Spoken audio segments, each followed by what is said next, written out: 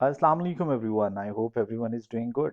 I'm Zubair Slim and we are going to solve a question from winter 2020 attempt, and the question is related to consolidation. So let's see what is in this question, guys. So the question name is Shifa Limited, and this is question 4, guys. Question 4, Shifa Limited. So let's see what is in the requirement. तो सबसे पहले requirement को understand करने की कोशिश करते हैं. So guys, the requirement is very interesting. The requirement is prepare revised consolidated statement of financial position of Shifa Limited as on 31st December 2019 in accordance with the requirement of IFRS. Sir आपसे वो statement of financial position तो मांग रहा है, but actually वो आपसे मांग रहा है revised consolidated statement of financial position. इसका मतलब ये है कि कंसोलिडेशन हुई पड़ी है ऑलरेडी, उसमें कुछ एडजस्टमेंट्स नहीं हुई होंगी, उनमें कुछ चीज़ें गलत हुई होंगी and we need to correct them. और जो एडजस्टमेंट्स नहीं हुई वो हमें एडजस्टमेंट्स करनी पड़ेंगी और हमें revised statement of financial position बनानी पड़ेगी. So interesting question. अब देखते हैं कि डेटा में क्या है. रिवाइज्ड एसओएफपी बनानी है हम लोगों ने, तो सबसे पहला काम क्या करना चाहिए, यू नीड टू ओपन जो बैलेंस शीट आपको गिवन है उसी बैलेंस शीट को दोबारा बना लें, बट ऑब्वियसली इसमें वैल्यूज दोबारा भी आ जाएंगी. सो लेट्स सी के क्वेश्चन में क्या गिवन है. मुझे उसने क्या दिया है जरा देखते हैं. A draft consolidated statement of financial position of Shifa limited and its local subsidiaries. को लोकल सब्सिडरीज हैं जी उनकी, as on 31st December 2019 is as under. Local subsidiaries हैं, इसका मतलब है if there is any foreign subsidiary तो वो अभी तक कंसोलिडेट नहीं हुई. A consolidated statement of financial position is given. अब मुझे क्या करना चाहिए, मुझे फॉर्मेट बनाना चाहिए बच्चों. जो फॉर्मेट आप लोगों को गिवन है एज इट इज, इस फॉर्मेट को आप लोगों को ओपन करना चाहिए ताकि जैसे जैसे एडजस्टमेंट्स हम सॉल्व करें तो इनमें एडजस्ट भी करते रहें. सो let me open the format guys. तो सर मैंने एज इट इज कॉपी कर लिया है सेम फॉर्मेट, मैं इसी में एडजस्टमेंट कर लूंगा in order to save time.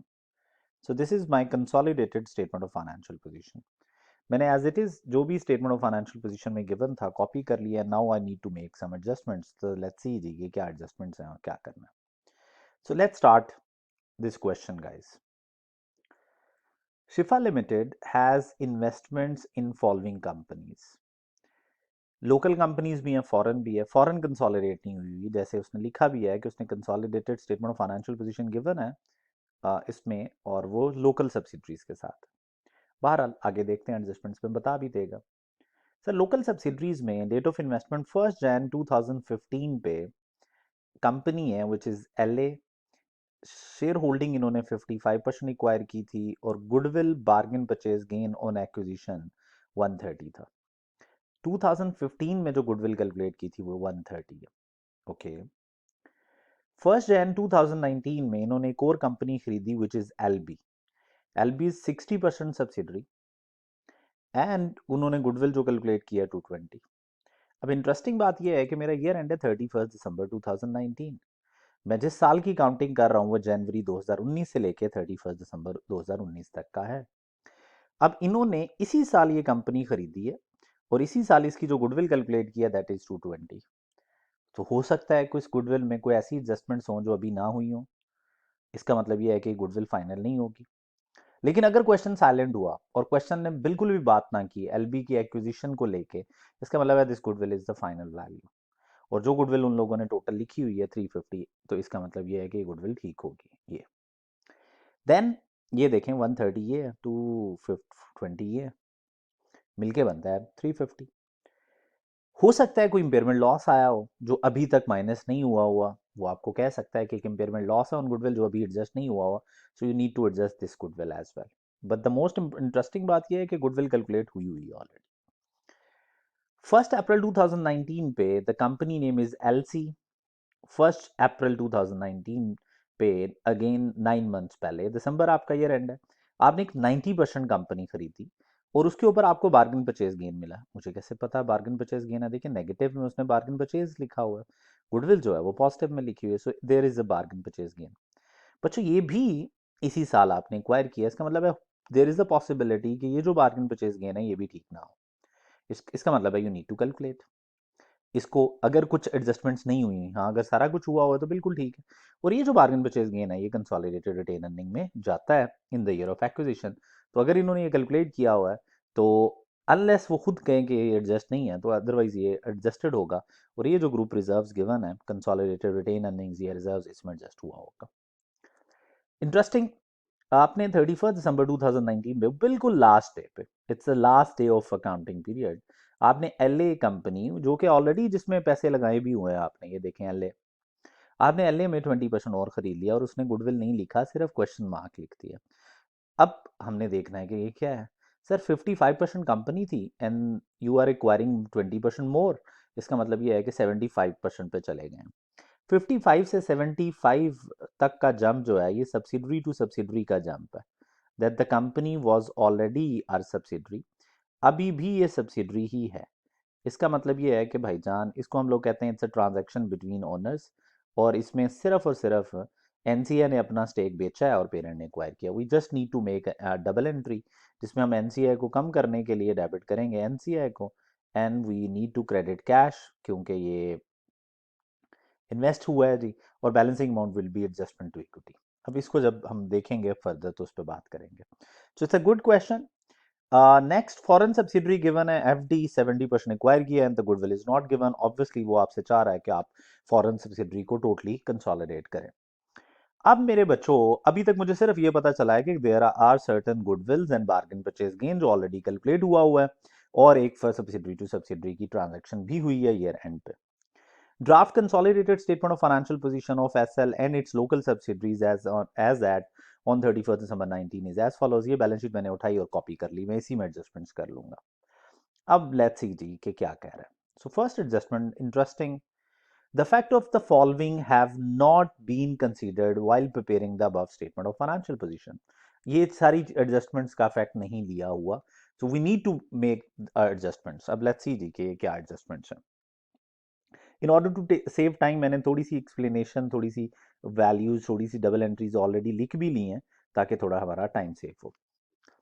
अब जी investment property represents a warehouse owned by SL, SL is the parent, so warehouse owned by SL, investment property means आपने रेंट पे दिया हुआ, and rent out to LB, LB is a subsidiary. So this is really interesting कि parent subsidiary को property rent पे दे रहा है, और मजे की बात यह है कि उसने ये इन्वेस्टमेंट प्रॉपर्टीज में लिखी हुई है। अब मुझे याद आया IS 40, IS 40 कहता है कि आप जब सब्सिडरी को उधार रेंट पे दें एक प्रॉपर्टी, तो इंडिविजुअल बुक्स में, इंटरेस्टिंग बात है, सुनने वाली बात है, इंडिविजुअल बुक्स में तो आप लगा दें IS 40, बट कंसोलिडेटेड बुक्स में हम इन दोनों कंपनीज को, यानी कि पेरेंट कंपनी को और सब्सिडरी कंपनी को एक मानते हैं। कंसोलिडेशन में they are one single economic entity, इसलिए कोई अपने आप को रेंट नहीं दे सकता प्रॉपर्टी, यार इधर है या इधर है, ये प्रॉपर्टी यूज में है, तो इसलिए इस पे IS 16 लगना चाहिए। सो पहली बात जो मेरे माइंड में आई कि इन्वेस्टमेंट प्रॉपर्टी में ये क्या प्रॉपर्टी कर रही है, वी आर प्रिपेयरिंग कंसोलिडेशन, ये इंडिविजुअल बुक्स में इन्वेस्टमेंट प्रॉपर्टी है, कंसोलिडेशन बुक्स में it should be a part of IS 16, क्योंकि ये तो यूज में है, पेरेंट ने सब्सिडरी को दी, सब्सिडरी यूज करे, पेरेंट यूज करे, कोई भी यूज करे, it should be a part of IS 16 use में। ओके, इसका मतलब मुझे समझ आ गई कि we need to eliminate investment property, investment property को खत्म करना पड़ेगा और इसको प्रॉपर्टी प्लान एंड इक्विपमेंट बनाना पड़ेगा। चले जी ठीक है, आगे बढ़ते हैं। ऑन 1 जुलाई 2017, ऑन 1 जुलाई 2019, 1 जुलाई 2019 पे दिया है, इसका मतलब है 6 माह हुए हैं अभी, फॉर 9 मंथ्स, टोटल 9 मंथ्स का टेन्योर था लेकिन इस साल में सिर्फ 6 माह हुए हैं, at a rent of 2 million per month, at a rent of 2 million per month. अब मेरे भाइयों 2 मिलियन पर मंथ का रेंट है। Up to 30 June 2019 the warehouse the warehouse was rented out to other tenants. इसका मतलब ये है कि पहले 6 माह ये प्रॉपर्टी इन्वेस्टमेंट प्रॉपर्टी ही थी। ये प्रॉब्लम सिर्फ आया ही तब है जब हमने सब्सिडरी को रेंट आउट किया, अदर लोगों को रेंट आउट किया हो तो वाकई इन्वेस्टमेंट प्रॉपर्टी है। Carrying value and the remaining life of the warehouse on 1st July 2019 was 180 million and 15 years respectively. Life भी given है, carrying value भी given है. On 31st December 2019, rent of 2 months was not paid by LB. अभी तक उसने 2 माह का rent पे नहीं किया। इसको तो मैं बाद में देखता हूँ, but the first thing that you need to make is कि इन्वेस्टमेंट प्रॉपर्टी कितने की पड़ी हुई है बुक्स में। तो मैंने देखा यहाँ पे इन्वेस्टमेंट प्रॉपर्टी 200 की पड़ी हुई है, और वो बता भी रहा है कि ये फेयर वैल्यू पे, इसका मतलब फेयर वैल्यू मॉडल है। IS 40 में जो फेयर वैल्यू मॉडल होता है उसमें डेप्रीसिएशन चार्ज नहीं होती। अब मेरे बच्चों जरा अंडरस्टैंड करना है कि एडजस्टमेंट क्या है।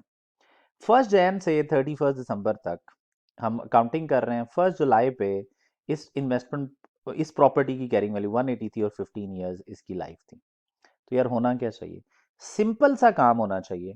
आपको इसको आपको प्रॉपर्टी प्लान एंड इक्विपमेंट के तौर पे डील करना चाहिए।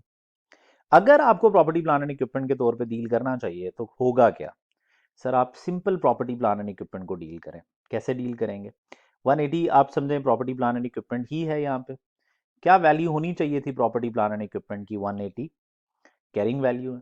You need to charge depreciation, आप डेप्रीसिएशन 180 पे चार्ज करते, 180 डिवाइडेड बाय रिमेनिंग लाइफ उस दिन 15 था। ये भी ख्याल रखना कि उसी दिन की, जिस दिन ये पंगा है उसी दिन की रिमेनिंग लाइफ होनी चाहिए, इंटू 6/12 6 माह या 0.5 ये डेप्रीसिएशन चार्ज होनी चाहिए। तो 6 की डेप्रीसिएशन बनती है और ये 174 पे होना चाहिए। ये वो वैल्यू है जो प्रॉपर्टी प्लान एंड इक्विपमेंट में होनी चाहिए, ये यहाँ पे नहीं होनी चाहिए। ओके, अब क्या करूं फिर, 174 होनी चाहिए प्रॉपर्टी प्लान एंड इक्विपमेंट में। Sir property plant and equipment में सीधी सीधी डेप्रीसिएशन चार्ज करें एसेट को, 180 कैरिंग वैल्यू थी, डेप्रीसिएशन 6 माह की चार्ज करें। क्यों करें सर, उसने ऑलरेडी चार्ज नहीं की हुई, मुझे कैसे पता चला। सर IS 40 में फेयर वैल्यू मॉडल है। ओके, उन्होंने कितने का लिखा हुआ है, दिस इज इंटरेस्टिंग। उन्होंने लिखा हुआ है 200 का। अब 180 की फेयर वैल्यू 200 पे पड़ी हुई है, इसका मतलब ये है कि उन्होंने 20 का गेन बुक किया है। तो फर्स्ट डबल एंट्री जो आपको पास करनी है वो है कि आप डेबिट करेंगे गेन और क्रेडिट करेंगे investment property. Sir investment property को 20 से कम करें और गेन को रिवर्स करें। इन शॉर्ट जो गेन आपने बुक किया हुआ है इस इन्वेस्टमेंट प्रॉपर्टी पे उसको रिवर्स करें। इन्वेस्टमेंट प्रॉपर्टी नहीं है तो इन्वेस्टमेंट प्रॉपर्टी पे गेन कैसे बुक कर सकते हैं आप। तो सर ये गेन बुक किया हमने इन्वेस्टमेंट प्रॉपर्टी। अब ये पेरेंट की एडजस्टमेंट है, इसका मतलब ये है कि ये गेन जो है ये मैं ग्रुप रिजर्व्स में से माइनस कर दूंगा। पेरेंट मतलब group reserves, consolidated retained earnings जिसे हम कहते हैं, वर्किंग टू पार्ट ए जिसे हम कहते हैं।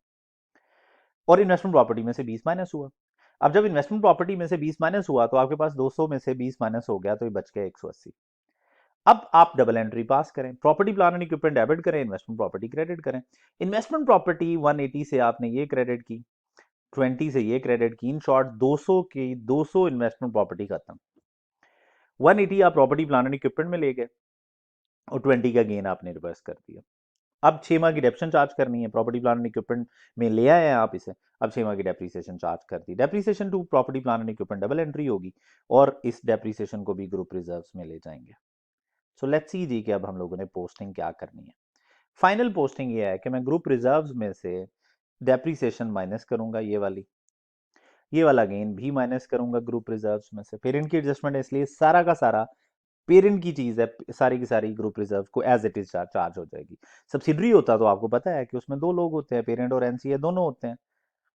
ओके सर, तो पहला काम मुझे ग्रुप रिजर्व्स में ये करना है। दूसरा काम, इन्वेस्टमेंट प्रॉपर्टी में से आपने 200 का 200 खत्म कर देना और प्रॉपर्टी प्लान एंड इक्विपमेंट में 180 ये डेबिट करना है आप लोगों ने और 6 जो है वो क्रेडिट करना है। सो लेट्स सी जी कि हम लोग क्या पोस्टिंग करते हैं।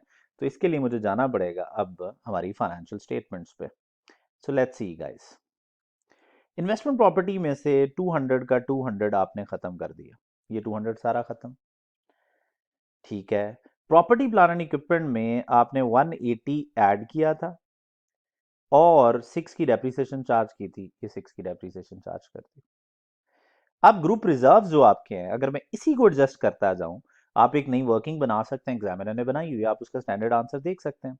सर इसका इसी को एडजस्ट करूं तो गेन रिवर्स हुआ है जी 20 का, ये गेन मैंने रिवर्स कर दिया और मुझे 6 की डेप्रीसिएशन चार्ज करनी थी तो मैंने 6 की डेप्रीसिएशन भी चार्ज कर दी। तो सर ये टोटल एडजस्टमेंट थी जो कि आप लोगों ने पास करनी थी एक ऐसी प्रॉपर्टी पे जो कि आपने दी हुई थी किसी को, अपनी सब्सिडरी को रेंट पे, और आप उसे इन्वेस्टमेंट प्रॉपर्टी बना के बैठे हुए थे, विच इज रॉन्ग।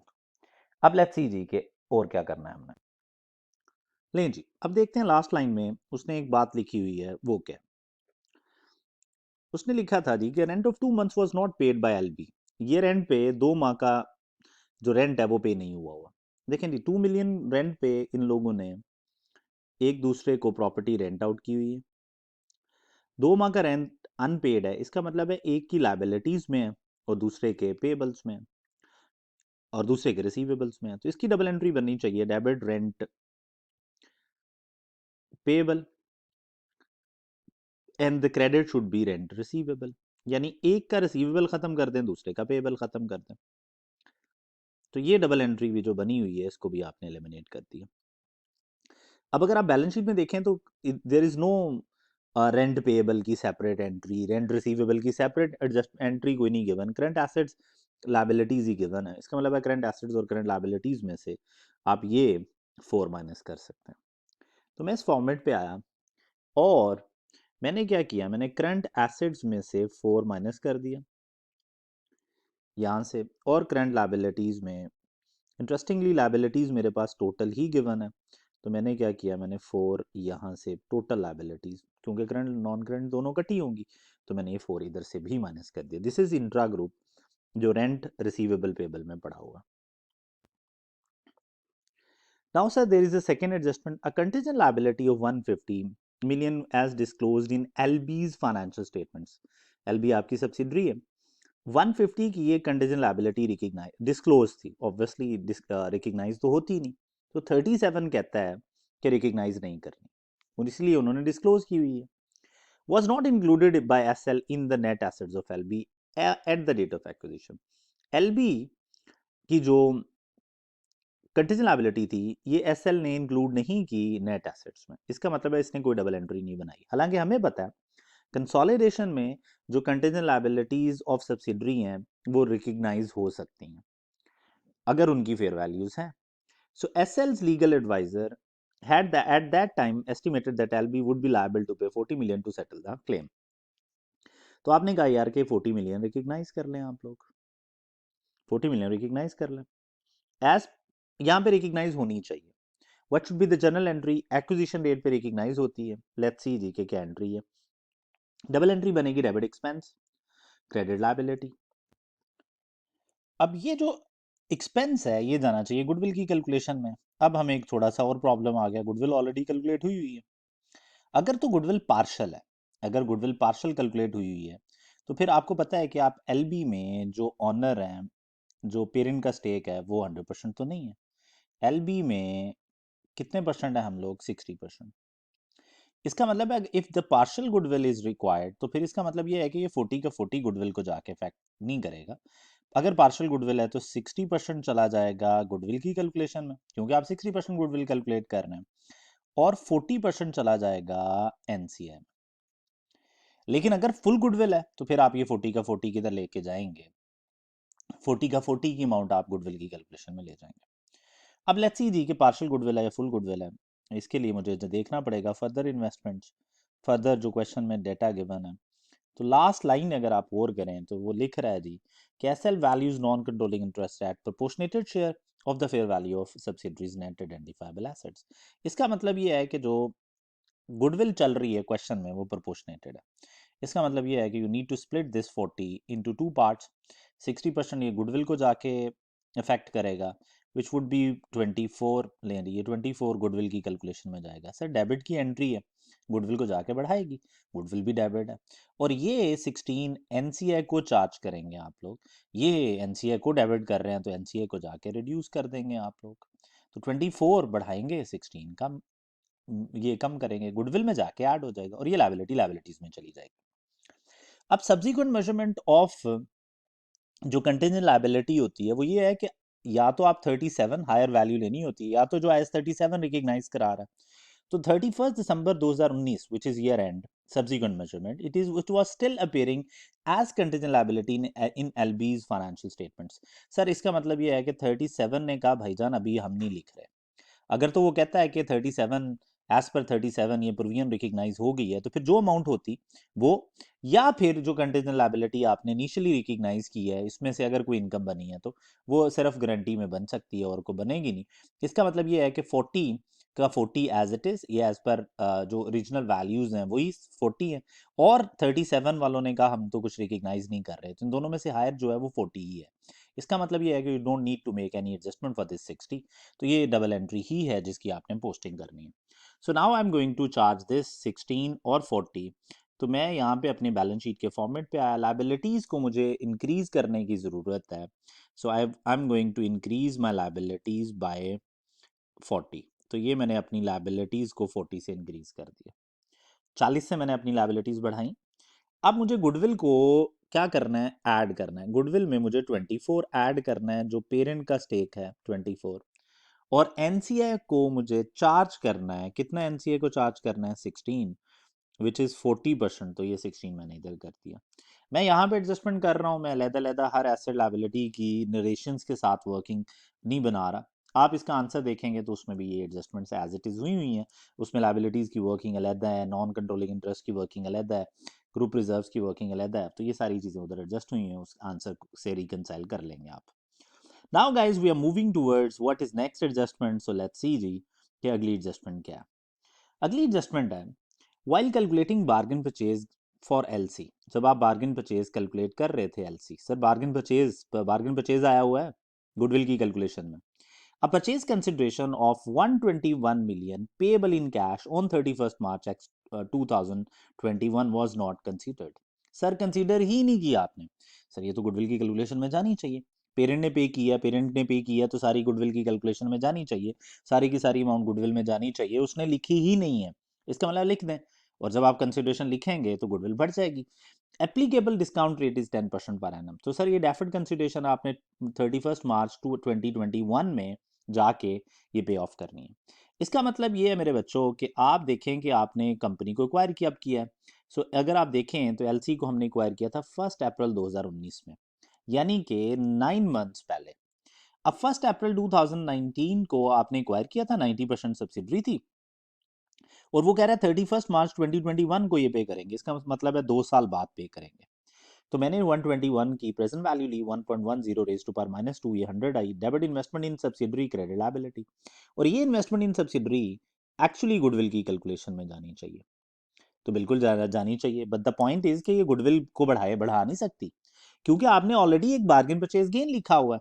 तो पहले ये बार्गेन परचेज गेन को खत्म करेगी ये, और फिर जो भी अमाउंट आएगी वो गुडविल की अमाउंट में चली जाएगी। तो देखें ना जरा, ये 60 ऑलरेडी बार्गेन परचेज गेन पड़ा हुआ है। इसका मतलब है गुडविल में जब आप इस कैलकुलेशन में, इसका मतलब ये है कि जब आप गुडविल की कैलकुलेशन करते हैं, आप कंसिडरेशन लिखते हैं, एनसीए लिखते हैं, नेट एसेट्स लिखते हैं बच्चों, तो यहाँ पे ना ऑलरेडी नेगेटिव आया हुआ है। अब जब आपने कहा यार कि ये 100 तो इधर आना चाहिए, तो जब ये 100 इधर आएगा तो 100 की गुडविल नहीं रिकग्नाइज होगी, बल्कि सिर्फ 40 की गुडविल बचेगी, क्योंकि पहला 60 तो बार्गेन परचेज गेन को खत्म करने में लग गया। गुडविल जो आएगी 40 आएगी। इसका मतलब ये है कि ये गुडविल की कैलकुलेशन में जब 100 जाएगा तो ये बार्गेन परचेज गेन को खत्म करेगा सबसे पहले 60। इसका मतलब है bargain purchase gain you need to reverse. आपने पहले इनकम बुक की हुई है ग्रुप रिजर्व्स में, अब आपको ये रिवर्स करनी पड़ेगी, और ये इनकम होती है बार्गेन, और 40 की आपको गुडविल बुक करनी पड़ेगी। तो ये 40 आपने गुडविल को में लेके जाना, 100 लाइबिलिटीज में ले जाएंगे। अब what is next now, unwinding करनी है। 9 मंथ्स गुजर चुके हैं, क्योंकि आपने अप्रैल 2019 में एक्वायर किया था, दिसंबर 2019 है। सो आप क्या करेंगे, 100 इंटू 10% करेंगे और मल्टीप्लाई बाय 9/12 करेंगे। तो डबल एंट्री बनेगी, debit interest expense credit liability. Interest expense जो है ये बनेगा 7.5, और लाइबिलिटी बन जाएगी 7.5। ये अब आप लोगों की जी बन गई इंटरेस्ट एक्सपेंस। ये ग्रुप रिजर्व्स में चला जाएगा। सर ये पेरेंट पे कर रहा है, पेरेंट की एक्सपेंसेस इनकम्स हैं, इसलिए एनसीए की कोई बदतमीजी इसमें नहीं चल रही। अब मेरे बच्चों इसकी पोस्टिंग करते हैं। लेट्स अंडरस्टैंड जी कि अब हम लोगों ने पोस्टिंग करनी क्या है। तो 7.5 भी जाना है ग्रुप रिजर्व्स में, ये 60 भी ग्रुप रिजर्व्स में जाना है, दोनों डेबिट की एंट्रीज हैं, तो ग्रुप रिजर्व्स को जाके ये काम करेंगी। तो 60 एंड 7.5। तो मैं अपने क्वेश्चन में आया, मैंने ग्रुप रिजर्व्स में जो बात लिखने की कोशिश की, यहाँ पे सबसे पहले मैं ग्रुप रिजर्व्स में से 60 का बार्गेन परचेज गेन ख़त्म करूँगा। फिर मैं इसको अनवाइंडिंग ऑफ जो मैंने ये इंटरेस्ट एक्सपेंस जो बुक किया डेफर्ड लायबिलिटी पे वो ख़त्म करूँगा। ये ख़त्म हो गया।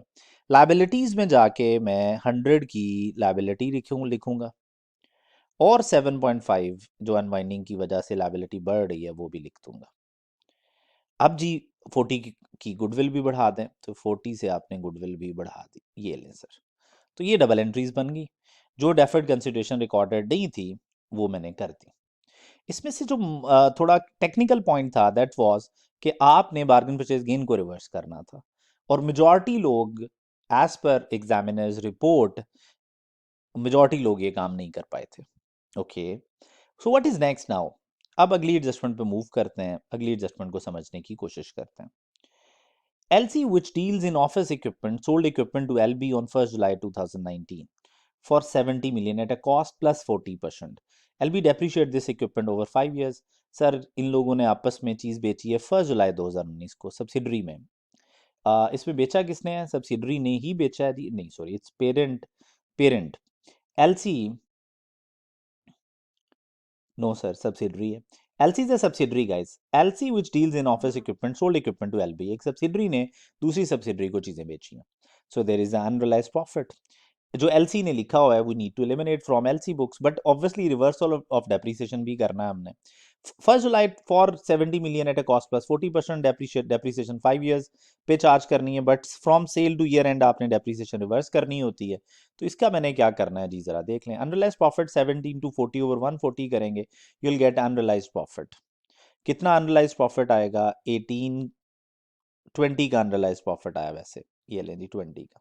ये 20 आपने अनरियलाइज प्रॉफिट लिखा। अब 6 माह की डेप्रीसिएशन भी रिवर्स करनी है, तो 20 डिवाइडेड बाई 5 इंटू 6 बाई 12, तो ये 2 की डेप्रीसिएशन आपने रिवर्स की और आपके पास डेप्रीसिएशन आ गई 18। दो एंट्रीज भी बन सकती हैं गाइज, एक प्रॉफिट को 20 से एलिमिनेट करें और डेप्रीसिएशन को रिवर्स करें 2 से। बट इट्स बेटर कि आप नेट ही डबल एंट्री पास किया करें इस लेवल पे। तो नेट कर लिया मैंने, डबल एंट्री बनाई, डेबिट प्रॉफिट क्रेडिट इन्वेंट्री। ये सब्सिडरी सेलर है तो इसको मुझे वर्किंग टू पार्ट बी में मैं लेके जाता होता हूँ नॉर्मली, बट यहाँ पे हम लोग क्योंकि सारी की सारी चीज़ें एडजस्ट कर रहे हैं, ऑलरेडी सारी वर्किंग्स बनी पड़ी हैं, तो ये सब्सिडरी की चीज़ें आप दो हिस्सों में बांट दें। एक पेरेंट का हिस्सा है जी और एक NCI का हिस्सा है, और जो पेरेंट की चीज़ें हैं वो सारी की सारी रिजर्व्स में चार्ज करते थे। अब यू नीड टू अंडरस्टैंड के व्हाट इज LC की LC में होल्डिंग क्या है, क्योंकि LC का प्रॉफिट है। So I need to understand के what is the percentages of LC। तो मैं यहाँ पे आया तो मैंने देखा तो LC 90% है। इसका मतलब ये है कि 90% ऑफ द प्रॉफिट जो अनरियलाइज्ड प्रॉफिट है ये ग्रुप रिजर्व्स को में से एलिमिनेट हो जाएगा। It will give you a value. In the same वे 10% जो है वो एलिमिनेट हो जाएगा फ्रॉम NCI। NCI में जाएगा 1.8, ले दिए 10% 1.8 ही बनेगा, और ये जो अमाउंट है ये इट विल बी 16.2। अब मैं इसकी पोस्टिंग करने जा रहा हूँ, let's see ji. So guys अब मैंने क्या करना है, 16.2 1.8 एंड 18। तो 18 मैंने प्रॉपर्टी प्लान एंड इक्विपमेंट में से ख़त्म करना है। So I am going to eliminate 18 from here. ये लें जी, property plant and equipment unrealised profit की वजह से।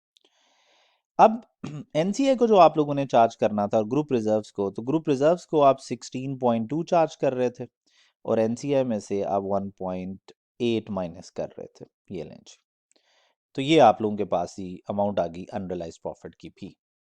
Okay, so what is next now? ये एडजस्टमेंट भी हो गई। अब लेट्स अंडरस्टैंड जी कि व्हाट इज नेक्स्ट।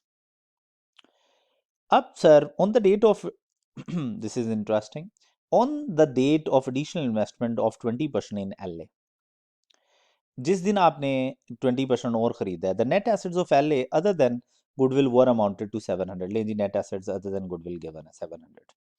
अब इसके बारे में हमने क्या पढ़ा हुआ है, जरा गौर करें। It is called subsidiary to subsidiary. इसमें होता क्या है कि आपने NCI से कुछ शेयर स्टेक खरीद लिया, सब्सिडरी थी, सब्सिडरी रह गई, तो NCI से आपने कुछ स्टेक खरीद लिया तो उसको डेबिट करना है आपने, क्रेडिट कैश करना है।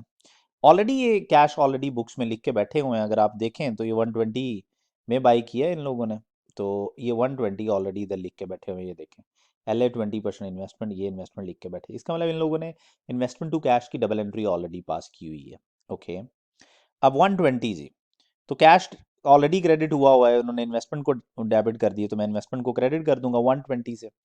अब बच्चों ये जो एनसीए की वैल्यू है ना, इसको कैलकुलेट करने के मैंने दो मेथड्स बताए हुए हैं। मैं कहता हूँ या तो एनसीए की वैल्यूज ले लो यार, एनसीए की जो भी वैल्यू इस दिन होती है उसमें से एनसीए ने जो जितने परसेंट बेच दिया, 20% बेच दिया, 20% माइनस कर दो। या दूसरा तरीका ये होता है कि आप नेट एसेट्स लें और गुडविल लें और उसका 20% ले लें, लेकिन गुडविल सिर्फ तब आनी है देर इज 100% गुडविल। लेकिन हमने पढ़ लिया था क्वेश्चन में कि सिर्फ प्रोपोर्शनेटेड गुडविल चल रही है, इसका मतलब आप सिर्फ नेट एसेट्स लें, गुडविल ऐड करने की जरूरत नहीं है, उसी का 20% लेके एनसीए को रिड्यूस कर दें। तो अगर मैं 700 का 20% लूंगा ना, तो ये एनसीए रिड्यूस हो रही है 140 से। सो डेबिट इज 140, क्रेडिट इन्वेस्टमेंट होगी, इन्वेस्टमेंट बैलेंस शीट में इन्वेस्टमेंट को खत्म कर देगी। और adjustment to equity, balancing amount is adjustment to equity, ये एडजस्टमेंट टू इक्विटी बनेगी बैलेंसिंग अमाउंट 20 की क्रेडिट की एंट्री है, ये ग्रुप रिजर्व्स को चार्ज कर देंगे आप लोग। So this is how you are going to adjust this transaction. So अब let me post these values 140, 120 and 20। So group reserves में आपने क्या करना है, एनसीए में से आप लोगों ने 140 क्या करा देना है, यहाँ से 140 रिड्यूस, क्योंकि इन्होंने अपना स्टेक बेच दिया। पेरेंट को फायदा हुआ है 20 का, तो पेरेंट का जो एडजस्टमेंट टू इक्विटी है वो इधर आ जाएगी। एडजस्टमेंट टू इक्विटी कह लें, कुछ लोग इसको कैपिटल रिजर्व बोलते हैं, but the most interesting thing is कि ये statement of change in equity में एडजस्ट होगी। ये 20 हो गया जी। अब आपने 120 की जो इन्वेस्टमेंट थी ये क्रेडिट कर दी है, ये ख़त्म होगी, अब ये इधर लिखने की आपको ज़रूरत नहीं है। सो ये 120 में से माइनस हो गया, क्रेडिट इन्वेस्टमेंट होगी। लें जी, ये डबल एंट्री भी बन गई। Now let's move towards other things के अब अगली चीज़ क्या है। अब ज़रा गौर करें तो लें जी, लोकल सब्सिडरीज को लेके जितने भी प्रॉब्लम्स थे, 5 एडजस्टमेंट्स थी, वो हम 5 ही 5 कर चुके हैं। नाउ लेट्स सी कि how to deal with foreign subsidiary. So for consolidation of FD, the following information is available. FD is registered in China and its functional currency is Chinese yuan. On the date of acquisition, FD retained earnings were 20 million लें, ये pre-retained earnings है yawns में. Fair value of its net assets were equal to their book values except for an intangible assets whose fair values was higher than its carrying amount by 15 million. Its remaining life was at the date of acquisition was 10 years. Sir एक fair value adjustment है, तो मैं आप लोगों को हमेशा कहता होता हूँ कि फेयर वैल्यू एडजस्टमेंट्स हो तो प्लीज़ ज़रा ये ट्रांसलेशन से पहले ही कर लेना, इसमें इसकी वजह से फिर बाद में आपको प्रॉब्लम नहीं होगी। तो मैं ये फेयर वैल्यू एडजस्टमेंट आप देखिएगा ट्रांसलेशन से पहले ही करूँगा। 10 ईयर्स लाइफ है, 15 की डेप्रीसिएशन फेयर वैल्यू एडजस्टमेंट है, और ये इंटेंजिबल एसेट की फेयर वैल्यू एडजस्टमेंट है, 20 प्री रिटेन अर्निंग्स है। अब मुझे डबल एंट्री पास करनी है, डबल एंट्री होनी चाहिए, डेबिट करना चाहिए आप लोगों को इंटेंजिबल एसेट्स को, क्रेडिट करना चाहिए आप लोगों को गेन, और ये गेन जो है ये प्री है, तो इसलिए एक्विजिशन डेट का है, मतलब प्री मतलब एक्विजिशन डेट का है, तो इस गेन को मैं रिकग्नाइज करने जा रहा हूँ 15 एंड 15, ये ले। अब ये now you need to charge amortisation, अब अमोर्टाइजेशन इसकी चार्ज करनी है। अब एक्विजिशन डेट पे ये एडजस्टमेंट हो रही है और अमोर्टाइजेशन चार्ज होनी है पोस्ट एक्विजिशन की। सो आई नीड टू चेक कि ये जो एफटी है इसको हमने कब एक्वायर किया। एफटी की डिटेल्स दे रहा है, 1 मई 2019 में 70% हमने एक्वायर किया। तो 1 मई से लेके अगर हम मंथ्स गिने तो ये बनेंगे 8 मंथ्स। इसका मतलब है you need to charge depreciation of 18 months. तो 15 डिवाइडेड बाय 10 ईयर्स, ये एक्विजिशन डेट की ही रिमेनिंग लाइफ होनी चाहिए, इसको और से देखा करना। तो ये 10 ईयर्स हैं, ये 1.5 बनी एक साल की, आई नीड 8/12, तो ये बनेगा मोस्ट प्रोबेबली 1 बनेगी जी ये। थर्ड पार्ट बिल्कुल जी, तो you need to charge an amortisation double entry, तो डेबिट करेंगे आप अमोर्टाइजेशन और क्रेडिट करेंगे आप इंटेंजिबल एसेट। तो ये इंटेंजिबल एसेट इज 1 and 1, और ये पोस्ट को चार्ज करनी होती है आपने। तो ये एडजस्टमेंट भी होगी, 20 प्री भी पता चल गए। आगे क्या है जी, आगे बड़ी सिंपल सी बैलेंस शीट है, आपको पता है बैलेंस शीट को हमें ट्रांसलेट करना पड़ता है। तो मैंने क्या किया, मैंने balance sheet as it is copy कर ली है ताकि मैं इसको इजीली ट्रांसलेट कर सकूं। सो लेट्स सी जी बच्चों के कैसे करना है। अब आपके पास ये देखें, प्रॉपर्टी प्लान एंड इक्विपमेंट मैंने इधर लिख ली है, ये 40 इंटेंजिबल एसेट्स इधर लिख ली है, इस तरह मैं हर चीज़ लिख ली है इधर। अब what we need to do, मुझे प्री रिटेन अर्निंग्स पता चल गए थे कि 20 थे, प्री रिटेन अर्निंग्स 20 थे, ओके। अब अगर टोटल रिटेन अर्निंग्स 42 हैं, इसका मतलब ये है कि पोस्ट रिटेन अर्निंग्स जो बने ये 22 बने, 42 मैंने बांट ली, ओके। अब मैंने प्रॉपर्टी प्लान इंटेंजिबल एसेट की फेयर वैल्यू की एडजस्टमेंट पहले ही करनी होती है, तो मैंने क्या किया, मैंने 15 से ये इंटेंजिबल एसेट्स बढ़ा लिए, और क्रेडिट ये गेन प्री है तो ये मैंने गेन भी इधर लिख लिया, ये 15 का, ये लें प्री का पार्ट बना दिया। अमोर्टाइजेशन जो चार्ज हुई थी इंटेंजिबल एसेट्स पे वो 1 की हुई थी, ये 1 यहाँ से माइनस, और इधर से पोस्ट से माइनस करना है तो ये पोस्ट से माइनस हो गया। उसने भी मोरल लेस ऐसे ही किया होगा, अगर आप उसके पोस्ट चेक करेंगे तो वो 21 नहीं निकले होंगे। अब मेरे बच्चों ये आ गया आप लोगों के पास, now you need to apply the rates. अब रेट्स बड़े इंटरेस्टिंगली अप्लाई होने हैं कि आपको कैसे रेट अप्लाई करने चाहिए, तो बड़े इजी हैं, कैसे अप्लाई करने चाहिए ज़रा अंडरस्टैंड करें।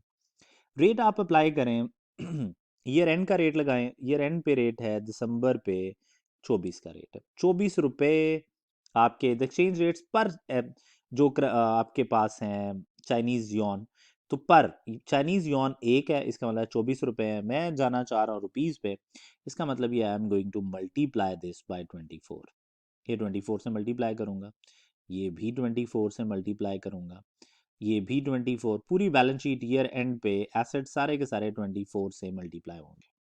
Okay, what about share capital, share capital पे एक्विजिशन डेट का रेट लगाएं आप। एक्विजिशन डेट का जो रेट है वो था 1 मई 2019, उस दिन ये 20 था, ये 20, ये जी ये इस पे भी 20 का रेट लगेगा।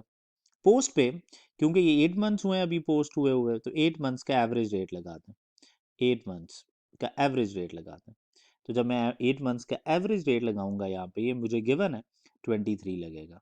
यहाँ पे एक बैलेंसिंग अमाउंट आएगी, that balancing amount would be translation gain या लॉस, एक्सचेंज गेन या लॉस, ये ऐसे भी कैलकुलेट हो सकता है।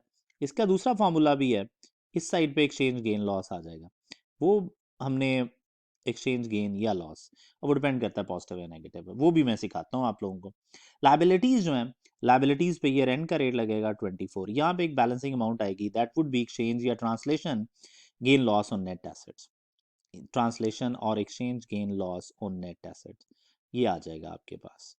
एक तरीका ये था, दूसरा तरीका जो था वो क्या है, closing net assets minus opening net assets minus PAT at average rate, वो वाला तरीका भी हम फॉलो कर लेंगे।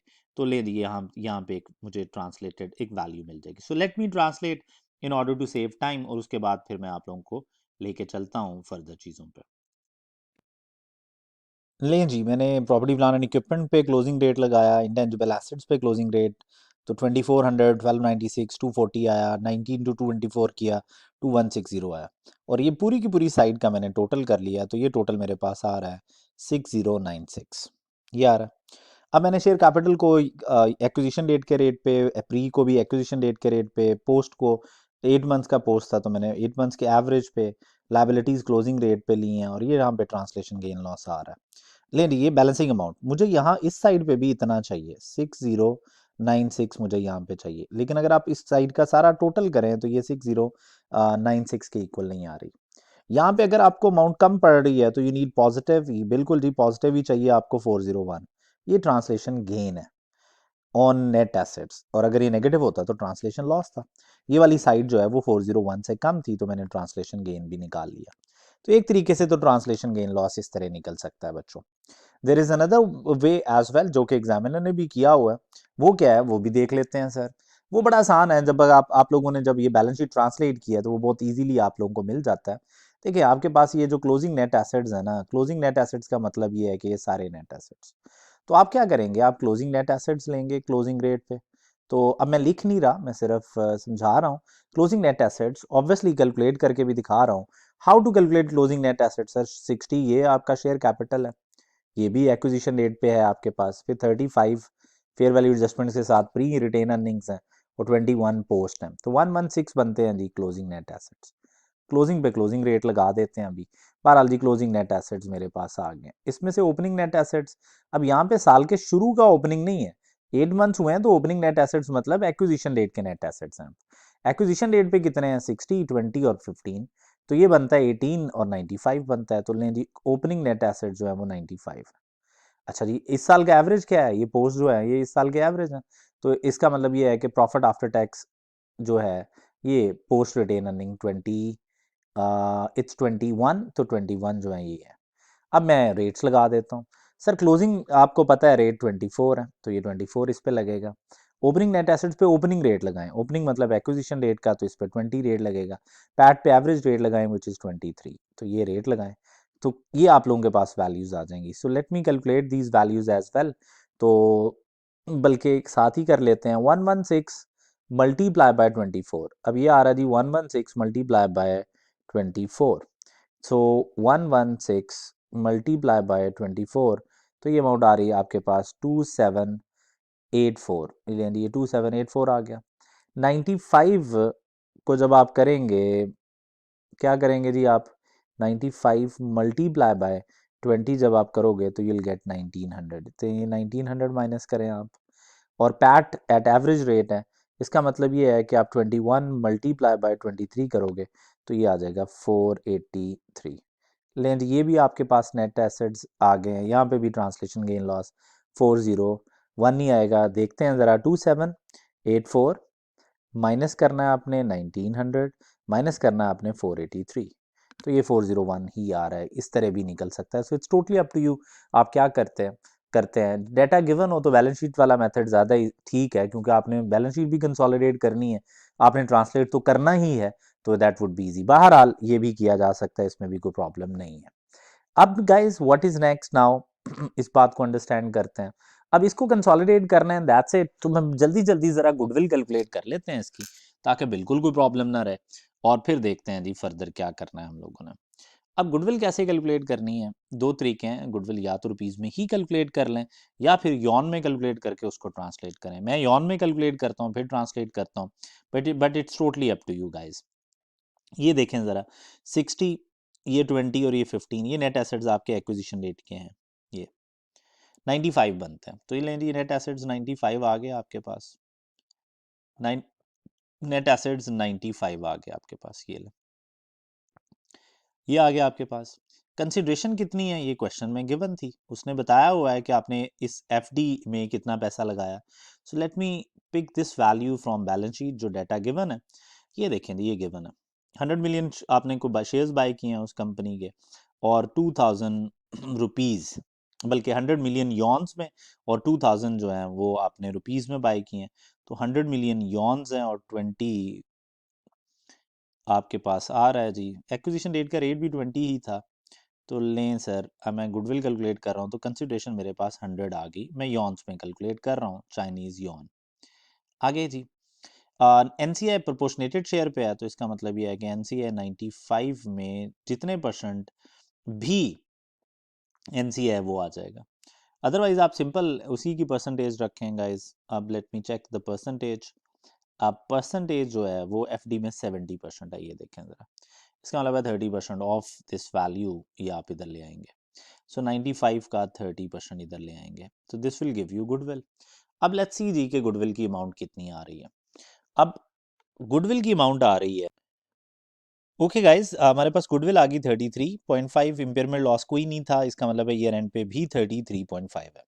अब अगर मैं एक्विजिशन रेट पे देखूं तो 20 से के रेट पे ट्रांसलेट होनी चाहिए, तो 33.5 इंटू 20, ये अमाउंट आपके पास आ रही है 670। तो 670 की गुडविल एक्विजिशन रेट पे थी, बट ईयर एंड पे हमने ईयर एंड का रेट लगाना होता है, और ईयर एंड का रेट लगाने के लिए हमें क्या करना पड़ेगा, ईयर एंड का रेट इज़ 24, तो मुझे 24 से मल्टीप्लाई करना पड़ेगा। तो ये गुडविल आ जाएगी आपके पास 840। अब गुडविल आपकी बढ़ रही है, सो इट मीन्स कि we have a translation gain loss on goodwill as well. तो इन दोनों का जो डिफरेंस है that would be translation gain. तो 670 134 का जो गेन है that is translation gain loss on goodwill. तो ये भी आ गया यार। अब ये जो अमाउंट है ये एसओएफपी में चली जाएगी गुडविल में। ये गुडविल है ना आपकी ईयर एंड पे, और ये 134 ट्रांसलेशन गेन है। तो इसको देखते हैं कि क्या करना है। तो ये ट्रांसलेशन गेन है। अच्छा, अब ये ट्रांसलेशन गेन गुडविल पे है। अब गुडविल पार्शल है या फुल है, आंसर है पार्शल है। पार्शल गुडविल में ये सारा का सारा ग्रुप रिजर्व्स को जाता है। It has nothing to do with NCA. NCA में सिर्फ तब जाएगा ये वाला पोर्शन जब एनसीए की भी गुडविल कैलकुलेट हो रही होगी, जब फुल गुडविल कैलकुलेट हो रही होगी। तो सर ये 840 मैंने बैलेंस शीट में लिखनी है गुडविल में, और 134 मैंने लिखना है जाके सीआरई में। सो let me right this 840 and 134। तो लें सर, ये बैलेंस शीट हमारी बनी हुई है, तो गुडविल में हम लोग क्या लिखेंगे। सो गुडविल में हम लिखेंगे 804। यहाँ पे मैंने गुडविल में जाके 804 लिख दिए, ये लें जी। 804 गुडविल हमारी, और जो गेन था ट्रांसलेशन गेन वो मैं ग्रुप रिजर्व्स में लिख दूंगा। तो याद रखना पार्शियल गुडविल में ट्रांसलेशन गेन लॉस सारा का सारा किधर चला जाएगा, जस्ट लाइक इम्पेयरमेंट लॉस, सारा का सारा ग्रुप रिजर्व्स में चला जाएगा। Okay, what about net assets पे ट्रांसलेशन जो गेन लॉस है सर, वो ऑब्वियसली दो लोगों में बटेगा। ट्रांसलेशन ये 401, इसको 200 में बांटें, 70% पेरेंट को दें और 30% एनसीए को दें।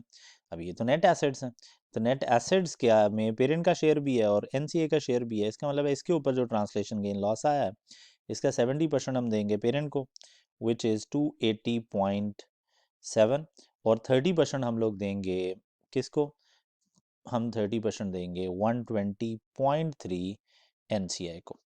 सो let me right this. Okay sir, अब ये 70-30% बांटना है आपने। अब आप लोगों ने क्या करना है, छोटी छोटी वर्किंग्स बनानी है सर। गुडविल हम लोग ऑलरेडी डील कर चुके हैं। सो व्हाट्स नेक्स्ट नाउ, आपके पास ये जो क्लोजिंग नेट एसेट्स पे जो ट्रांसलेशन गेन लॉस आ रहा है, you need to split it 70-30। 70% parent को जाएगा 280.7 ग्रुप रिजर्व्स को, 30% एनसीए को चार्ज कर देंगे। ये एनसीए की वैल्यू मैं इधर कैलकुलेट कर रहा हूँ। व्हाट्स नेक्स्ट, ये प्रॉपर्टी प्लान एंड इक्विपमेंट में ले जाऊंगा, ये इंटेंजिबल्स में ले जाऊंगा, ये इन्वेस्टमेंट प्रॉपर्टी में चली जाएगी, ये करंट एसेट्स में चले जाएंगे। फिर ये 1200 आपका शेयर कैपिटल गुडविल में जा चुका है, दैट्स इट, ख़त्म। ये गुडविल में जा चुका है, ख़त्म हो गया है। इसको आप लोगों ने ये 483 ये आपने अर्न किया है, 70% पेरेंट का है और 30% एनसीआई का। 30% मैंने एनसीआई को भी दे दिया। आपके पास एक्विजिशन रेट पे जो एनसीए की वैल्यू है वो ये अमाउंट आ रही थी, एनसीए की 28.5 थी। एक्विजिशन रेट का रेट लगाया, 570 रुपीज़ आ गया, मिलियंस में बात। देन लाइबिलिटीज़ में चली जाएगी, ये मैं इसको स्प्लिट कर चुका हूँ। मेरे पास एनसीए गाइस जो आ रहा है ना, दैट इज एक्चुअली 8,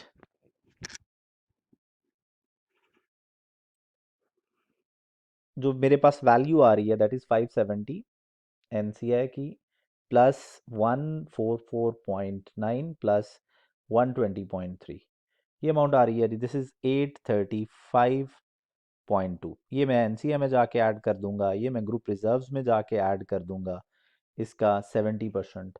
और इन द सेम वे ये जो आप लोगों का है 280, ये भी ग्रुप रिजर्व्स में चार्ज कर दूंगा। 70% देख लेते हैं कितना बनता है, फिर एक ही दफ़ा लेके जाते हैं ये सारी वैल्यूज़। 483 आपके पास आ रहा है का 70% वुड बी ग्रुप रिजर्व्स का पार्ट, ये आ रहा है 338.1। तो ये वो वैल्यूज़ हैं जो अब मैं आप लोगों के सामने चार्ज करूँगा, और दैट्स इट गाइस। अब ये काम करना है आप लोगों ने, और आप लोगों की पूरी फाइनेंशियल पहले से ही फाइनल हो चुकी है। So let's take these values towards, लें जी। अब ये वैल्यू सारी की सारी मैं इधर लिखूंगा, मैं बार बार स्क्रॉल नहीं करूंगा, ये वैल्यूज़ यहाँ पे आ जाएंगी अब। सो लेट्स अंडरस्टैंड जी कि क्या क्या वैल्यूज़ आ रही हैं। अब सर, सबसे पहले जो ग्रुप रिजर्व्स में आप लोगों ने दो वैल्यूज़ लिखनी है ग्रुप रिजर्व्स में, वो लिखनी है। सबसे पहले ट्रांसलेशन गेन लॉस था इनके हिस्से का 280.7। अगर आप इन दोनों को कंबाइन करेंगे ना, तो एग्जामिनर ने जो कि फॉरेन एक्सचेंज गेन रिजर्व्स जो लिखे हुए हैं ग्रुप रिजर्व्स में, इन दोनों के इक्वल आ जाएगी, वही अमाउंट आ रही है। फिर गाइस, एनसीए की जो वैल्यू है वो एनसीए को चार्ज कर दें। एनसीए की वैल्यू हमने उधर कैलकुलेट की है, उस वर्किंग का रेफरेंस भी दे देंगे आप। And the NCA value was, जो एनसीए की वैल्यू थी दैट वाज 835.2। ये 835.2 ये आपके पास आ रहा है जी। व्हाट इज नेक्स्ट नाउ, 835.2 ये हो गया आपके पास एनसीए में। ग्रुप रिजर्व्स में आप जो वैल्यूज जानी चाहिए थी आप ले गए हैं। अब आपके पास रिटेन अर्निंग्स का जो पोस्ट रिटेन अर्निंग्स का जो शेयर आ रहा था एफडी में से, वो था 338.1। लें जी, ये भी आप लोगों ने दे दिया। अब आपके सिर्फ एसेट्स रह गए हैं, वो ऐड कर लेते हैं। लें जी, ये आपके पास एसेट्स आ गए सर 2400। ये आपके पास प्रॉपर्टी प्लान एंड इक्विपमेंट थे। इंटेंजिबल एसेट्स आपके पास आ रहे थे 1296। तो गुडविल एंड इंटेंजिबल एसेट्स हम इकट्ठे ही लिख देंगे 1296। ये लें जी, गुडविल एंड इंटेंजिबल एसेट्स। अलहदा भी लिख सकते हैं आप लोग, अलहदा ही लिखने चाहिए, लेकिन कंबाइन भी लिख देंगे तो कोई प्रॉब्लम नहीं है, तो मैंने कंबाइन कर दी। अब मेरे भाइयों, इन्वेस्टमेंट प्रॉपर्टीज़ अगर हम बात करें तो yes we have investment property of foreign subsidiary जो कि 240 की आ रही है, तो ये फॉरेन सब्सिडरी की इन्वेस्टमेंट प्रॉपर्टी आ गई। ये इन्वेस्टमेंट गुडविल में जाके ख़त्म हो चुकी है, तो ये ज़ीरो हो जाएगी। ये इन्वेस्टमेंट भी ख़त्म हो चुकी है, ये ज़ीरो हो जाएगी। करंट एसेट्स अगर हम बात करें तो we have current assets of foreign subsidiary which is 2160। Share capital में कोई एडजस्टमेंट नहीं थी, प्री पोस्ट हम बांट चुके हैं। लाइबिलिटीज़ जो आ रही थी, लाइबिलिटीज़ आ रही थी हमारे पास 33, लाइबिलिटीज़ में आ रहा था 33 एग्जैक्टली 12।